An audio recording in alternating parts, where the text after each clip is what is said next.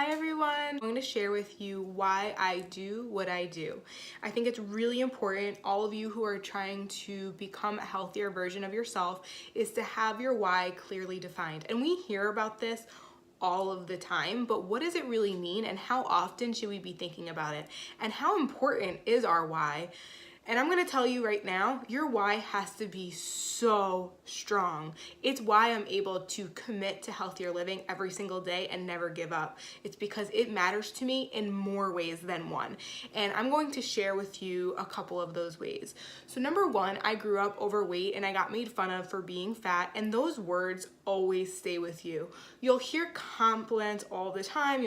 People will praise you and tell you great things, but for whatever reason, those negative things just kind of stick with you and stay with you. And what I've done over the years is I've really tried to practice getting those thoughts out and embracing positivity. I practice what's called daily affirmations, and every day I look at myself in the mirror and I tell myself I'm beautiful and I tell myself I'm fit, and I remind myself that I'm not that overweight child anymore and I am a grown adult woman standing before you today, living the lifestyle that I've chose and designed to live for myself. And we can stay in the past, but I choose not to stay there. I choose to take advantage and control the controllable, and that is one of the reasons why I do what I do. It's because I've been in that place where I had really low self-esteem and never really felt good about myself, to a place now where I'm really confident and I feel good in my skin, and I just want to be a better version of myself every single day and continue to learn and grow. Reason number two of why I do what I do: in 2013, I lost my best friend to suicide.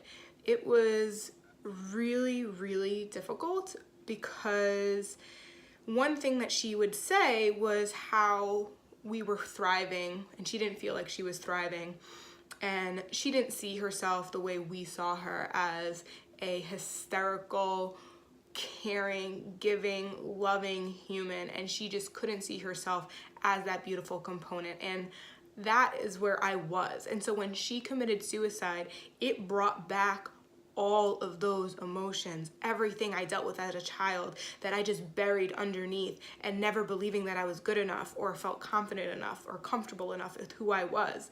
All of that stuff came up when she ended her life, and it was just a reminder that I can't keep running from the past. So when I was 23 years old, when this all happened, that's when I kind of really got serious about just bringing joy to other people and just being the best person I could possibly be, because I needed to do that for her, in her memory, to live for her so she knows that she had a purpose in my life and in the lives of others.